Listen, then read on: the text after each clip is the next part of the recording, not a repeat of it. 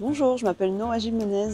Moi c'est Mathilde, j'ai 21 ans et je suis en section scénographie costume au TNS. Je m'appelle Nina, je suis en scénographie costume en première année. Je m'appelle Salomé Van Hendrich, je suis en scénographie costume en première année.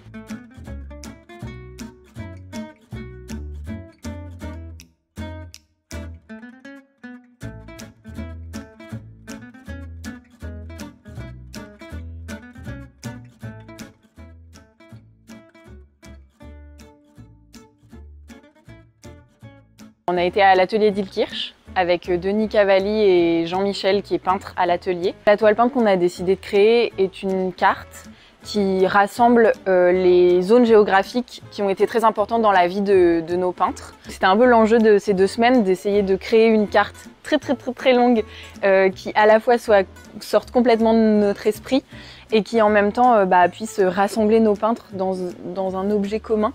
Les différentes étapes du travail qu'on a fait pendant 2 semaines, c'était de commencer en découpant la toile.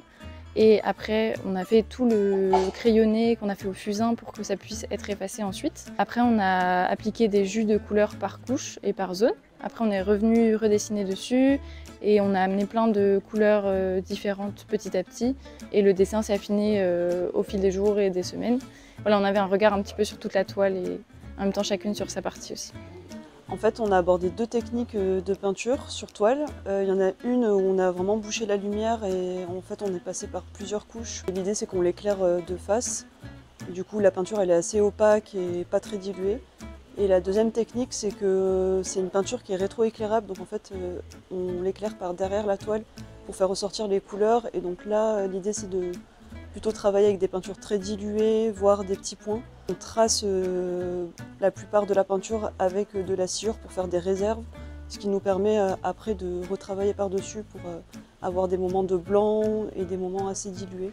On utilise aussi avec ça des gros pinceaux qui s'appellent des spalters, ce qui nous permet d'avoir un bras un peu plus allongé et de donner des grands coups de pinceau comparé à l'autre peinture où on a plutôt travaillé dans du détail et quelque chose de plus minimaliste. Quand on a commencé à réfléchir à la toile, on savait qu'on avait 6 mètres par 20 de toile, et donc c'est un rectangle, et sauf que nous on a une frise qui est vraiment tout en longueur, et donc ça a été un vrai casse-tête de réussir à caser tous nos morceaux de toile dans ce rectangle, et vraiment on a pris une journée à calculer, à réfléchir à comment laisser la place pour les portes, pour les colonnes, etc. Donc ça nous a pris une journée, et au moment où on a déplié la toile, on s'est rendu compte qu'elle faisait pas 6 mètres par 20 mais 6 mètres par 9, donc c'est moitié moins.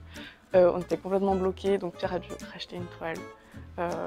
Voilà, on a perdu une journée à faire des calculs qui n'en servaient à rien, globalement.